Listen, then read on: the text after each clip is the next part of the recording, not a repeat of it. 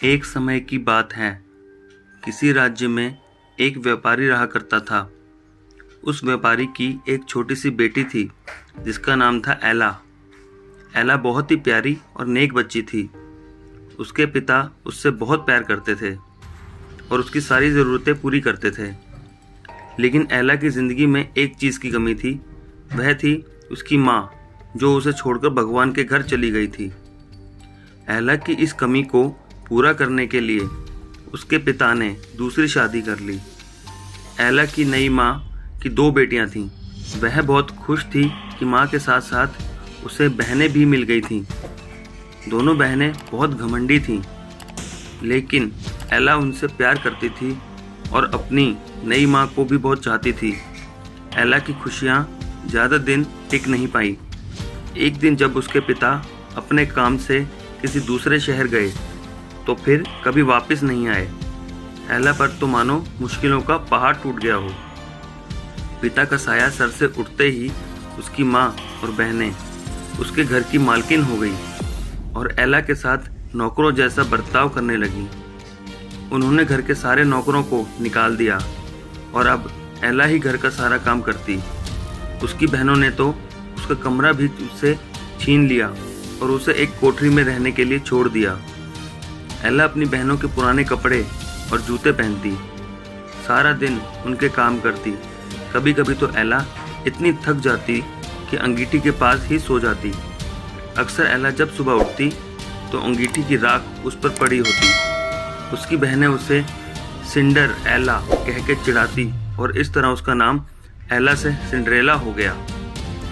एक दिन राज्य में ऐलान हुआ कि महल में एक बहुत बड़ा आयोजन है और राज्य की सभी लड़कियों को बुलाया गया है ताकि राजकुमार अपनी पसंद की लड़की से शादी कर सके। राज्य की सारी लड़कियां बहुत खुश और उत्साहित थीं। सिंड्रेला और उसकी बहनें भी अपनी किस्मत आजमाने को बेचैन थीं। लेकिन फिर सिंड्रेला की ये खुशी उसकी सौतेली माँ को रास नहीं आई और उसने सिंड्रेला को महल में जाने से मना कर दिया। बेचारी सिंड्रेला दुखी मन से फिर अपने काम में लग गई और सोचती रही कि इस वक्त उसकी बहनें क्या कर रही होंगी और राजकुमार देखने में कैसा होगा। सिंड्रेला जब इन ख्यालों में खोई हुई थी तभी वहाँ एक जादूगरनी आई। उसने सिंड्रेला को दुखी देखा तो उसकी मदद करनी चाहिए। सिंड्रेला ने सारी बात जादूगरनी को बताई। जादूगरनी ने सिंड्रेला से कहा, ओह प्यारी सिंड्रेला, मैं तुम्हारी मदद कर सकती हूँ। यह कहकर जादूगरनी ने अपनी छड़ी घुमाई और वहाँ पड़े एक बड़े से कद्दू को एक बग्गी में बदल दिया। वहीं 4 चूहे उछल कूद मचा रहे थे। जादूगरनी की नज़र उन पर पड़ी तो उसने चूहों को घोड़ा बना दिया। अब जरूरत थी एक कोचवान की। जादूगरनी ने चारों तरफ नज़र घुमाई तो उसे एक मेंढक दिखा और उसे कोचवान में बदल दिया। सिंड्रेला यह सब देख हैरान हो रही थी कि तभी जादूगरनी उसकी तरफ मुड़ी और अपनी जादू की छड़ी घुमा दी और पलक झपकते ही सिंड्रेला के मटमैले और फटे हुए कपड़े साफ और सुंदर हो गए। उसके पैरों में टूटी हुई चप्पल की जगह सुंदर कांच की जूती आ गई। अब सिंड्रेला महल में जाने के लिए तैयार थी। जादूगरनी ने सिंड्रेला को विदा करते हुए कहा, बेटी तू अपनी इच्छा पूरी कर ले, लेकिन याद रखना रात 12 बजते ही यह सारा जादू खत्म हो जाएगा। सिंड्रेला जब महल पहुंची तो सबकी नजरें उसी को देखने लगी। वह बहुत ही सुंदर लग रही थी। राजकुमार ने जब उसके साथ डांस करना चाहा तो सिंड्रेला की सौतेली बहनों के साथ वहां मौजूद सभी लड़कियां सिंड्रेला से जलने लगी, लेकिन कोई सिंड्रेला को पहचान नहीं पाया। राजकुमार ने उसे देखते ही फैसला कर लिया था कि वह इस लड़की से शादी करेगा। सिंड्रेला भी राजकुमार की आंखों में ऐसी डूबी कि उसे जादूगरनी की बात याद ही नहीं रही। देखते ही देखते 12 बज गए। घंटी बजते ही सिंड्रेला को याद आया कि 12 बजे जादू खत्म हो जाना था। सिंड्रेला बिना राजकुमार से कुछ कहे वहां से भाग निकली। वह नहीं चाहती थी कि राजकुमार उसे उसके पुराने गंदे कपड़ों में देखे और उससे नफरत करे।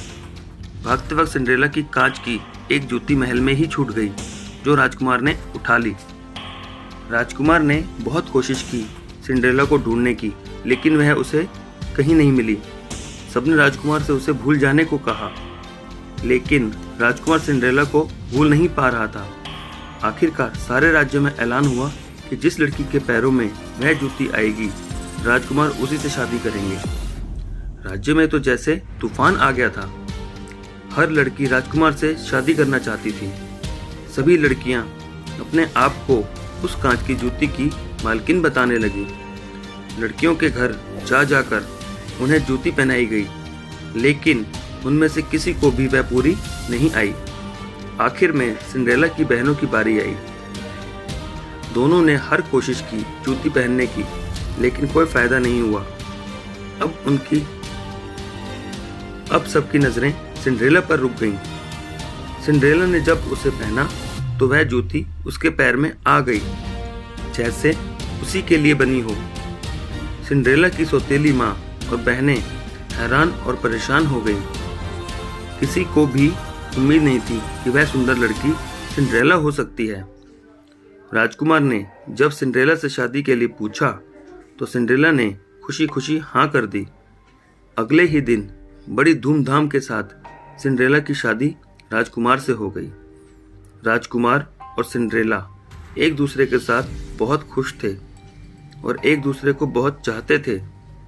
दूसरी तरफ सिंड्रेला की सौतेली माँ और बहनों को सिंड्रेला के साथ बुरा व्यवहार करने की सजा के रूप में राज्य छोड़कर जाना पड़ा। तो दोस्तों, मैं आशा करता हूँ कि आप लोगों को यह कहानी बहुत पसंद आई होगी। तो प्लीज़ मेरी इस कहानी को ज़्यादा से ज़्यादा लाइक, शेयर और सब्सक्राइब करें। धन्यवाद।